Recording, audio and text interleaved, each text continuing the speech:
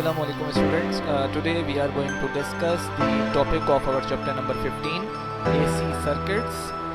We are going to discuss today AC alternating current through resistance, and we will discuss also power loss in a resistor. Now students, अब हम अपने alternating current को resistance से पास करते हैं और उसके बिहेवियर को स्टडी करते हैं। ठीक है, तो इसके लिए हमारे पास सिंपल एक एसी सप्लाई है जिससे हमने एक रेजिस्टेंस को कनेक्ट कर दिया है। ठीक है, तो ये हमारा बिल्कुल सिंपल सा सर्किट है कि एसी सप्लाई से एक रेजिस्टेंस कनेक्टेड है। अब इस एसी सप्लाई से हमारे पास एक ऑल्टरनेटिंग पल्स जो है वो जनरेट होगी और इस रेजिस्टेंस से पास होगी, और हम इस रेजिस्टेंस से पास होने पर इस एसी ऑल्टरनेटिंग करंट की पल्स को स्टडी करेंगे और इसके बिहेवियर को देखेंगे। ठीक है, कि यानी कि जब ये जो पल्स रेजिस्टेंस से पास होती है तो इसका बिहेवियर क्या होगा, वोल्टेज और करंट किस तरह बिहेव कर रहे होंगे। ठीक है, तो यहाँ पर सबसे पहले हम अपनी रेजिस्टेंस को डिफाइन कर लेते हैं। हमारी जो रेजिस्टेंस है सिंपल, उसकी बेसिक डेफिनेशन ये है कि हमारी जो रेजिस्टेंस है वो किसी भी सर्किट में अगर लगी होती है तो वो हमारे इलेक्ट्रॉन्स के फ्लो को ब्लॉक करती है, यानी हमारे सर्किट में इलेक्ट्रॉन्स के फ्लो में हिंड्रेंस प्रोवाइड करती है। ठीक है, इलेक्ट्रॉन को ब्लॉक करती है। अब जब हम अपने रेजिस्टेंस को एसी सप्लाई से कनेक्ट करेंगे और कनेक्ट करने पे जैसे ही हम इसको स्विच ऑन करेंगे, ठीक है, तो करंट फ्लो करना स्टार्ट होगा, मतलब चार्जेस पर एनर्जी लगना शुरू होगी। ठीक है, जिसको हम वोल्टेज डिफाइन करते हैं, यानी कि वर्क अपॉन चार्ज। चार्जेस पे एनर्जी लगना स्टार्ट होगी और चार्ज मूव करना शुरू होंगे। ठीक है, जब हमारी रेजिस्टेंस तक ये चार्ज पहुंचेंगे तो रेजिस्टेंस बेसिकली हमारे चार्जेस को ब्लॉक करेगी। ठीक है, रेजिस्टेंस चार्जेस को ब्लॉक करेगी, मगर एनर्जी जो चार्जेस पर लग रही है वो उतनी ही लग रही होगी जितनी सप्लाई यहाँ पर प्रोवाइड कर रही होगी। ठीक है, यानी वर्क अपॉन चार्ज रेजिस्टेंस के अक्रॉस सेम रहेगा, मगर इलेक्ट्रॉन्स जो रेजिस्टेंस से फ्लो करेंगे वो ब्लॉक होंगे, और ब्लॉक होने के बाद यानी उन हिंड्रेंस के बाद वो फ्लो कर रहे होंगे। ठीक है, तो यहाँ बेसिकली रेजिस्टेंस इलेक्ट्रॉन्स के फ्लो को ब्लॉक करेगी। ठीक है, मगर वोल्टेज जो है वो सेम रहेगा, वो ब्लॉक नहीं होगा। ठीक है, इस चीज को रिप्रेजेंट करने के लिए हम यहाँ पर वोल्टेज और करंट की पल्सेस को ड्रॉ कर लेते हैं। ठीक है, तो अगर हम अपने करंट और वोल्टेज की पल्स को ड्रॉ करें जो कि रेजिस्टेंस से एसी सप्लाई के थ्रू पास हो रही हैं, तो इसका बिहेवियर कुछ हमें इस फिगर से मिलेगा कि हमारे पास जो वोल्टेज की जो पल्स होगी उसका पीक जो है वो ज्यादा एम्पलीट्यूड का होगा, उसकी वैल्यू ज्यादा होगी। ठीक है, जबकि जो हमारा जो करंट होगा उसकी पीक वैल्यू कम होगी। ठीक है, यहाँ आप ग्रीन और रेड जो पल्सेस फॉर्म हो रही हैं उनसे आप देख सकते हैं। ठीक है, अच्छा, अब ये रेजिस्टेंस जो है वो करंट को ब्लॉक कर रही है, इसीलिए हमारा जो करंट है उसकी पीक वैल्यू कम है। ठीक है, वोल्टेज रेजिस्टेंस की वजह से ब्लॉक नहीं हो रहा, इसीलिए वोल्टेज की पीक वैल्यू ज्यादा है। ठीक है, ये की पॉइंट है यहाँ पर। अच्छा, अब ये देखिए हमारा वोल्टेज जो है वो ओरिजिन यानी 0 से स्टार्ट हो रहा है और करंट भी 0 से स्टार्ट हो रहा है। इसके बाद अगर हम देखें तो हमारे पास जो वोल्टेज है उसकी जब पीक वैल्यू आ रही है, ठीक है, जहां इस वक्त मेरा पॉइंटर मौजूद है यहाँ पे देखिए, इस वक्त जब वोल्टेज की पीक वैल्यू आ रही है तो हमारे करंट की भी पीक वैल्यू आ रही है जो कि 90 डिग्री पर है। ठीक है, इसके बाद जब हमारा वोल्टेज जो है वो 180 डिग्री पे पहुंचता है तो करंट भी अपनी हाफ वेव यानी 180 डिग्री कवर करता है। बिल्कुल इसी तरीके से जब वोल्टेज 270 पे होता है तो करंट भी 270 पर है, और जब वोल्टेज की पल्स कंप्लीट होती है तो हमारे करंट की पल्स भी कंप्लीट होती है, यानी दोनों 360 डिग्री सेम टाइम में कवर करते हैं। इसका मतलब ये हुआ कि दोनों पल्सेस में यानी वोल्टेज और करंट की पल्सेस में फेज डिफरेंस नहीं है। ठीक है, कब नहीं होगा, जब कोई एसी सप्लाई रेजिस्टेंस से कनेक्ट होगी तो रेजिस्टेंस से पास होने पर वोल्टेज और करंट में फेज डिफरेंस नहीं होगा, दोनों सेम पोजीशंस पर होंगे। ठीक है, इक्वल इंटरवल ऑफ टाइम में सेम टाइम पर दोनों यानी वोल्टेज और करंट सेम पोजीशंस पर होंगे और इनके दरमियान फेज डिफरेंस नहीं होगा। ठीक है, तो इस चीज को कि इनके दरमियान फेज डिफरेंस नहीं है, हम इस पल्स के थ्रू देख सकते हैं कि दोनों 0 से स्टार्ट हो रहे हैं, दोनों 90 पर सेम टाइम में पहुंच रहे हैं, दोनों 180 पर सेम टाइम में पहुंच रहे हैं, दोनों 270 डिग्री सेम टाइम पे बना रहे हैं और दोनों 360 सेम टाइम में कवर कर रहे हैं। इसका मतलब यह है इन दोनों पल्सेस के दरमियान फेज डिफरेंस नहीं है। ठीक है, मगर वोल्टेज की पल्स जो है वो ज्यादा एम्पलीट्यूड रखती है और करंट की जो पल्स है वो कम एम्पलीट्यूड रखती है। इसका रीजन ये है कि जो हमारी रेजिस्टेंस है वो करंट को ब्लॉक कर रही है, वोल्टेज को नहीं। ठीक है, वोल्टेज मतलब वर्क अपॉन चार्ज।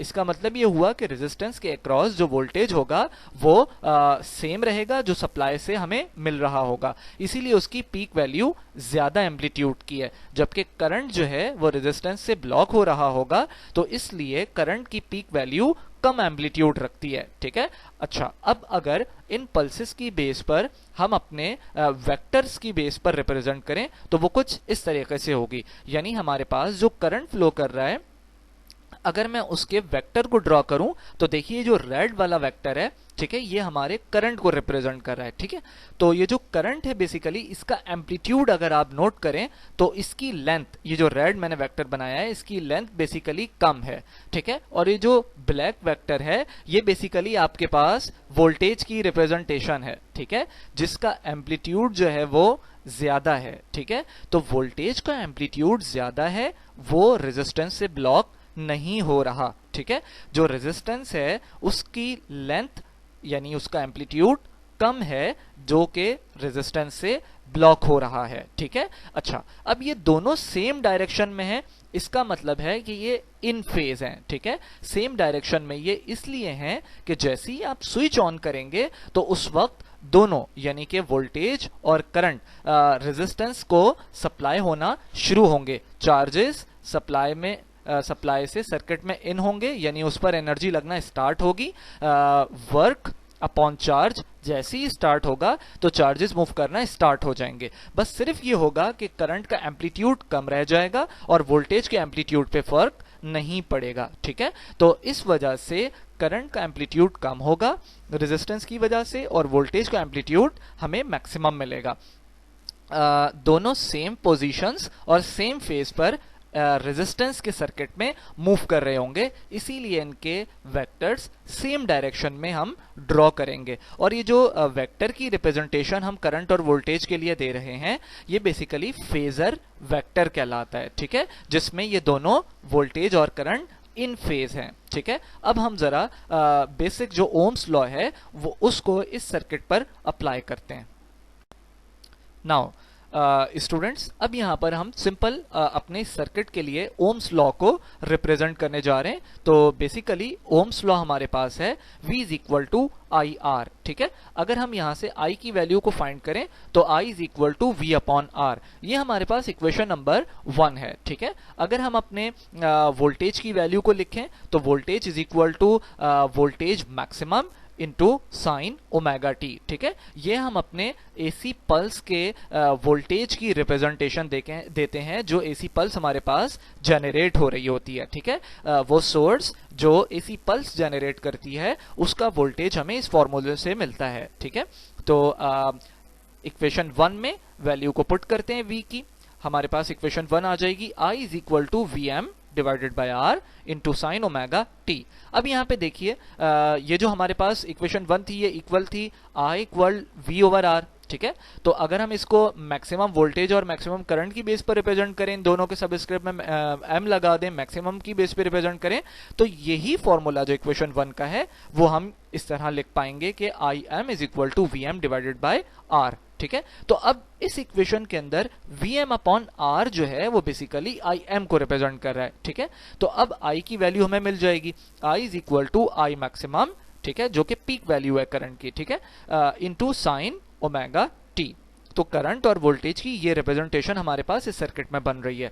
इसके साथ साथ हम RMS वैल्यू को भी रिप्रेजेंट कर सकते हैं। ठीक है, तो सिंपल अगर ओम्स लॉ को मैं अपनी मैक्सिमम वैल्यू के लिए लिखूं, Vm is equal to Im into R, अगर इस फॉर्मूले में दोनों तरफ हम डेल्टा वो अंडर रूट 2 से डिवाइड कर दें, तो V M divided by under root 2 is equal to I M divided by under root 2 into R. ठीक है, हमने इस इक्वेशन में दोनों तरफ रूट 2 से डिवाइड किया है। ठीक है, तो अब ये देखिए वी एम अपॉन रूट 2 ये हमारे पास इक्वल होता है आर एम एस वैल्यू के। ठीक है, यानी V voltage R M S value equal होती है V M divided by under root 2 के। बिल्कुल इसी तरह आई यानी current R M S value equal होती है I M divided by root 2 के। ठीक है, अगर हम अपनी इस इक्वेशन में आर एम एस की वैल्यूज करंट और वोल्टेज की पुट कर दें तो V R M S is equal to I R M S into R. ठीक है,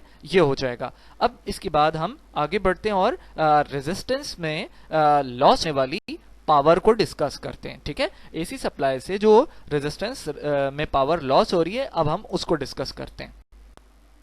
नाउ स्टूडेंट्स, अब हम डिस्कस कर रहे हैं power loss in a resistor. ठीक है, तो अगर हम अपनी सप्लाई से रेजिस्टेंस को मिलने वाले वोल्टेज और करंट की पल्सेस को ड्रॉ करें तो आप यहां देख सकते हैं कि ये करंट की पल्स है। ठीक है, जो वोल्टेज के साथ इन फेज है। ठीक है, मगर करंट का एम्पलीट्यूड कम है क्योंकि रेजिस्टेंस उसको ब्लॉक करती है, और वोल्टेज का एम्पलीट्यूड ज्यादा है। ठीक है, क्योंकि वोल्टेज रेजिस्टेंस से ब्लॉक नहीं हो रहा होता, रेजिस्टेंस के अक्रॉस वोल्टेज सेम रहेगा जो सप्लाई से हमें मिल रहा होगा। ठीक है, अच्छा, अब पावर का फॉर्मूला सिंपल हमारे पास होता है P is equal to V multiply I।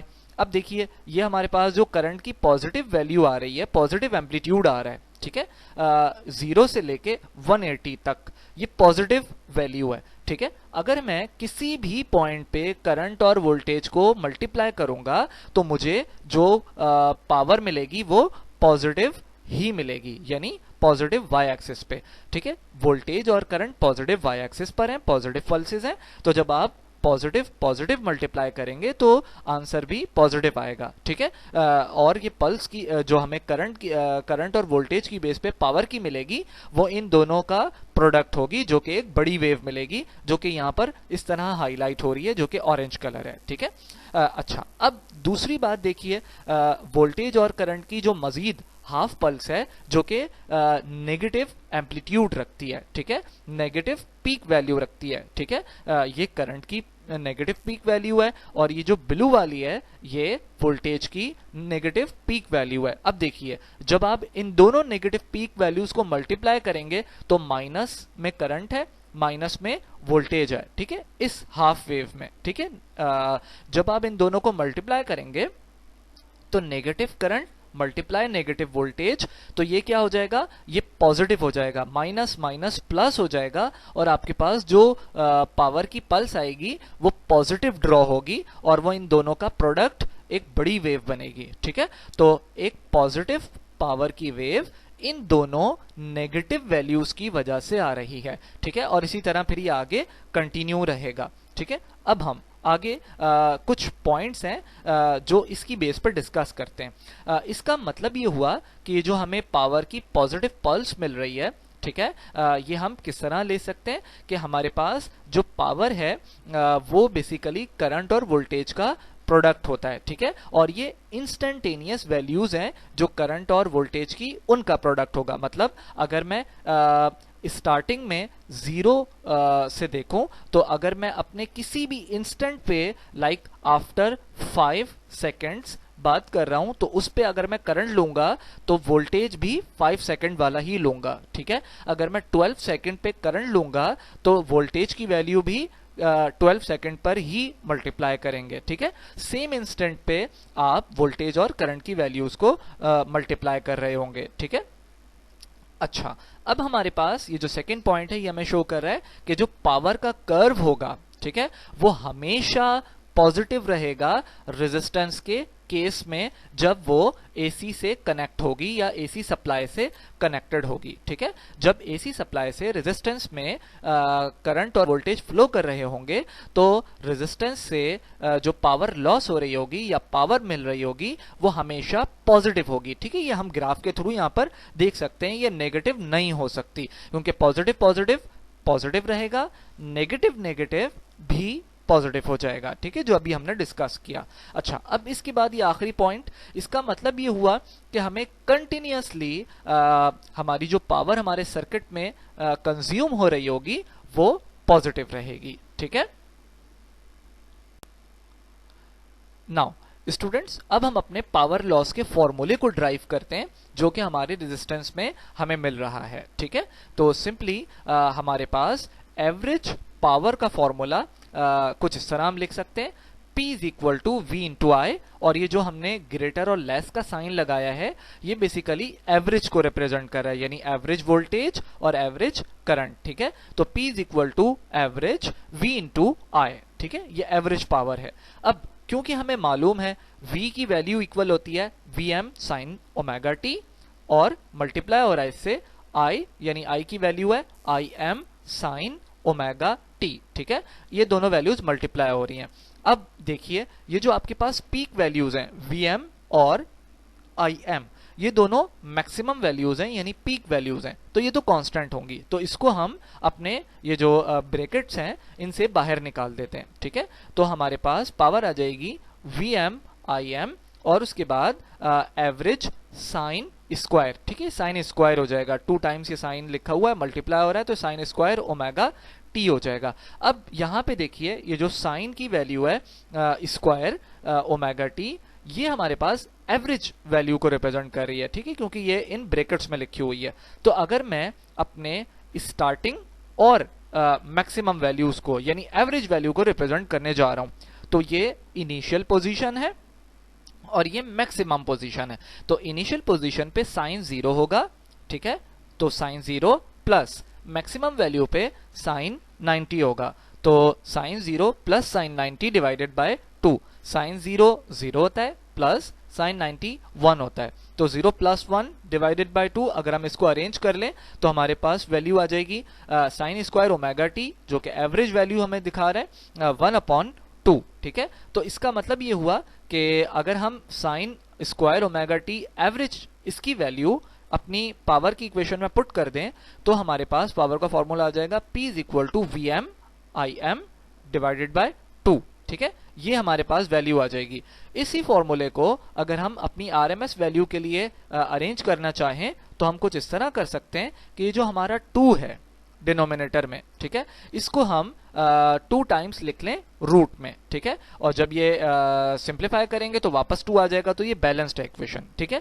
तो P is equal to Vm divided by √2 multiply Im divided by √2, ठीक है। अब ये जो Vm डिवाइडेड बाय √2 है ये VRMS के इक्वल है, Im डिवाइडेड बाय √2 है ये IRMS के इक्वल है। तो पावर का फॉर्मूला VRMS और IRMS के प्रोडक्ट के इक्वल होगा, ठीक है।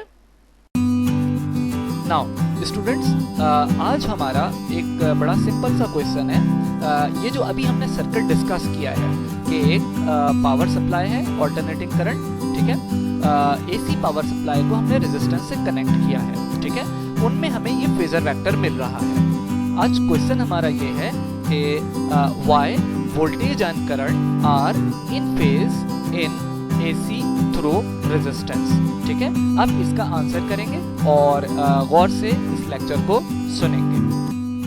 Thank you so much students, have a good day.